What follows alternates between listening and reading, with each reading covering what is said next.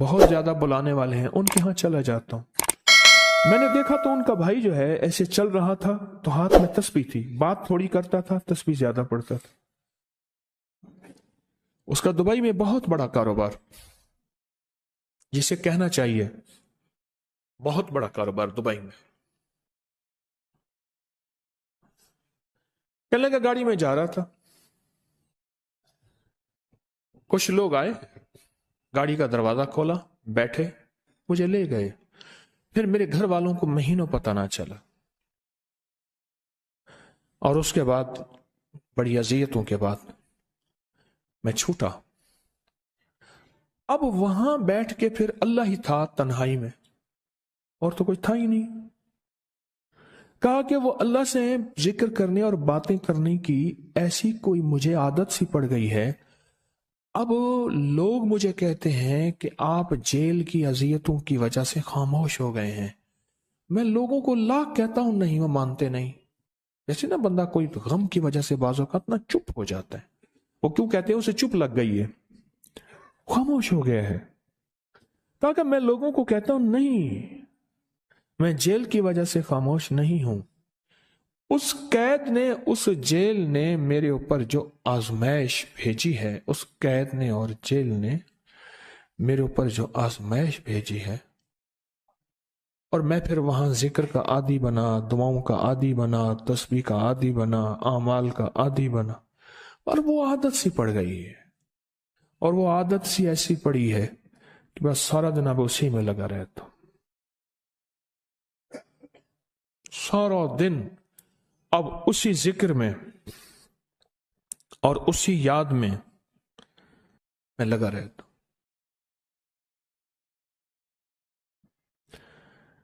کہیں ایسا نہ ہو ہم بھی اگر ذکر سے غافل ہوئے، تسبیح سے غافل ہوئے، خدا نہ خواستہ ایسی آزمائش آ جائے اور پھر ہم ذکر اور تسبیح اور اعمال کے عادی بن جائیں، اللہ سے عافیت مانگے۔ اور اگر ہماری زبانوں پہ تسبیح ذکر آ گیا ہے عافیت کے دنوں میں، تو سمجھ لیں یہ اس کی عطا ہے، یہ اس کی نعمت ہے، یہ اس کی کریمی ہے، یہ اس کا فضل ہے۔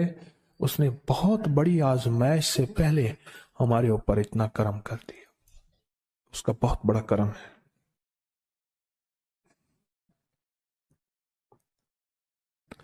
اس لیے اللہ جل شانہ کے حبیب کملی والے نے آزمائشوں سے پناہ مانگی ہے۔ اللہم انی اعوذ بک من جہد البلاء، آزمائش، کوئی بلا آ جائے، ودرک الشقاء، شقاوت میں میرا نام آئے، بدبختی میں، یہ بھی آزمائش ہے، وسوء القضاء، میرے لیے ایسے فیصلے ہونا شروع ہو جائیں جو مجھے برباد کر دیں، ایک کے بعد دوسرا میرے حق میں فیصلہ، میرے خلاف فیصلے سارے، وشماتت الاعداء، اور ایسا وقت میرے آزمائش نہ آئے کہ دشمن تالیاں بجائے، دشمن ہنسے اور میرا مذاق اڑائے۔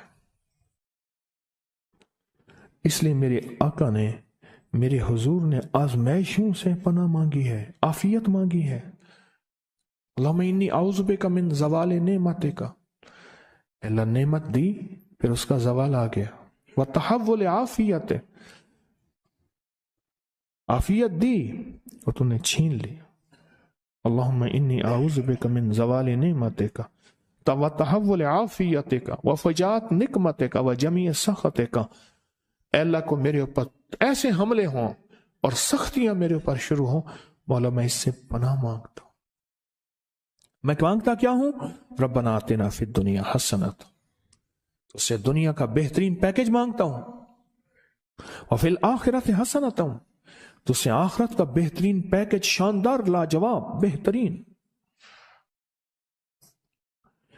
ہاں، آزمائشیں، مصیبتیں، تکلیفیں، حوادث، حادثات، ناکامیاں، بیماریاں، پریشانیاں، میں نہیں مانگتا مولا۔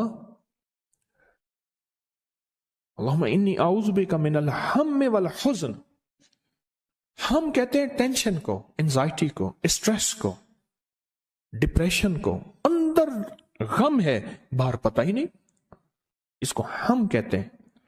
اور حزن کہتے ہیں جس پہ ہائے ہائے ہو۔ اے اللہ میں تجھ سے اندر کا دکھ جو مجھے دیمک کی طرح کھائے، اور باہر کا دکھ جو مجھے تڑپائے، اندر کا دکھ کھائے اور باہر کا دکھ تڑپائے، اللہ میں اس سے پناہ مانگتا ہوں۔ ہم والحزن، عجز والکسل، ایسا کہ میں عاجز ہو جاؤں یا میرے پر سستی غالب ہو جائے۔ کتنے لوگ ایسے ہیں ان کے اوپر سستی غالب ہے، بہت بڑی مصیبت ہے زندگی کی۔ میرے آقا کملی والے نے اس سے پناہ مانگی، اللہ کے حبیب میرے آقا نے آزمائشوں سے پناہ مانگی ہے۔ اللہم انی اعوذ بک من الفقر والکفر،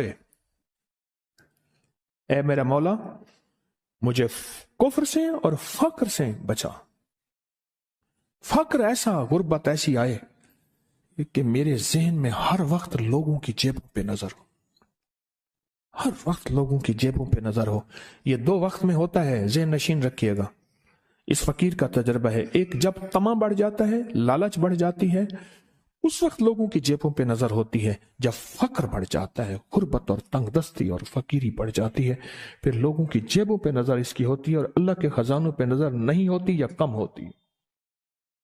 اے میرا مولا مجھے فقر سے بچا اور کفر سے بچا، کہ ایسا وقت نہ آئے میں اپنا دین بیچ بیٹھوں، اپنا ایمان بیچ بیٹھوں۔ ہمارے ایک مخلص تھے عبد الوحید سلیمانی صاحب رحمۃ اللہ علیہ، کہنے لگے انارکلی میں میرا ایک دوست تھا، تو میں اس دوست کے ساتھ زندگی گزری، پنجاب یونیورسٹی میں اکٹھے پڑھتے تھے۔ تو پھر پتہ چلا کہ وہ بہت مالدار ہو گیا، اسلام آباد کے ایک بہت بڑے سیکٹر میں گیا تو اس کا گھر دیکھا، گاڑیاں، بڑا گھر، اور یہاں اس کے پاس ایک پرانی سی پتلون ہوتی تھی اور غربت ہوتی تھی، اور انارکلی کے کسی اوپر چبارے کے کسی کمرہ لیا ہوا تھا۔ تو میں نے اس کا نام لے کے پوچھا یہ کیا؟ اس نے ایسے سینے پہ ہاتھ رکھ کے کہا بس یہی بیچا ہے، اب باقی سب ٹھیک ہے، سینے پہ ایمان بیچا ہے، سب کچھ مل گیا۔ اللہ میرے پر وہ وقت نہ لا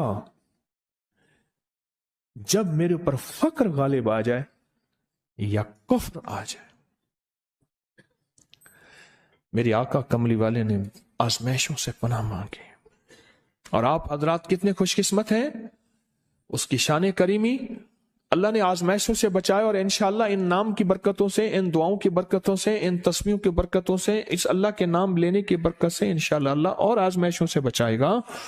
اللہ نے بغیر آزمائشوں کے ہمیں اپنا نام دے دیا، اپنے نام کی تسبیح دے دی، اپنا ذکر دے دیا، اپنی یادیں دے دی۔ کسی جگہ منہ سے اللہ نکل جاتا ہے، کہیں رحمان نکل جاتا ہے، کہیں بسم اللہ نکل جاتا ہے۔ ابو عبداللہ مغربی فرماتے ہیں میں نے رسول اللہ صلی اللہ علیہ وسلم کو خواب میں دیکھا، عرض کیا مجھے اللہ سے ایک حاجت ہے، کس وسیلے سے دعا مانگوں؟ عرض کیا مجھے اللہ سے ایک حاجت ہے، کس وسیلے سے دعا مانگوں؟ کوئی عمل بتا دیں، کوئی وسیلہ بتا دیں آقا۔ میں نے حضور سے خواب میں سوال کیا تو آپ نے ارشاد فرمایا جس کو بھی اللہ سے کوئی حاجت ہو اسے چاہیے وہ سجدے کرے، یعنی 2 رکعت ادا کرے اور سجدے کی ہر رکعت میں 40 مرتبہ آیت کریمہ پڑھے، جو میں عمل میں بتایا کرتا ہوں، لا الہ الا انت سبحانک انی کنت من الظالمین۔ جب بھی کوئی مشکل ہو، الجھن ہو، پریشانی ہو، کوئی تکلیف ہو، کوئی مسئلہ ہو، تو میرے حضور نے فرمایا کہ تو ایسا کر، تو ایسا کر، تو کیا کر، تو نفل پڑھ، ہر رکعت میں سبحان ربی الاعلیٰ کے بعد 40 مرتبہ آیت کریمہ پڑھ، اور پڑھ ایسے ڈوب ڈوب کے، مانگ مانگ کے، گڑ گڑا کے، بھیکاری محتاج سائل اور منگتا بن کے پڑھ۔ اور حدیث میں آیا کہ کوئی مصیبت زدہ اس کو نہیں پڑھتا جس کی مصیبت دور نہیں ہوتی۔ آیت کریمہ کو فرمایا کوئی مصیبت زدہ اگر پڑھ لے اس کی مصیبت دور ہوتی ہے۔ اور ایک اور حدیث میں ہے کہ کبھی ایسا نہیں ہوا کہ کسی مسلمان آدمی نے کسی چیز کے لیے اسے پڑھا ہو اور اس کی دعا قبول نہ ہوئی ہو، اور اس کو ترمذی اور نسائی نے روایت کیا ہے۔ میرے آقا فرماتے ہیں کہ میں جب شب معراج میں میرا ایک شخص پر گزر ہوا جو نور عرش میں چھپا ہوا تھا، عرش کے نور میں اتنا ڈوبا ہوا تھا، خود چھپا ہوا تھا عرش کے نور میں۔ میں نے پوچھا یہ کون ہے، یا کوئی فرشتہ ہے؟ فرمایا نہیں۔ میں نے کہا تو پھر یہ کون ہے؟ فرمایا ایک انسان ہے، جب دنیا میں تھا تو یاد خدا اسے اس کی زبان پر تر و تازہ رہتی تھی، اس کا دل مسجد میں لگا رہتا تھا، آج اللہ کے حضور یہ نور عرش کے نور میں اتنا ڈوبا ہے کہ خود چھپ گیا۔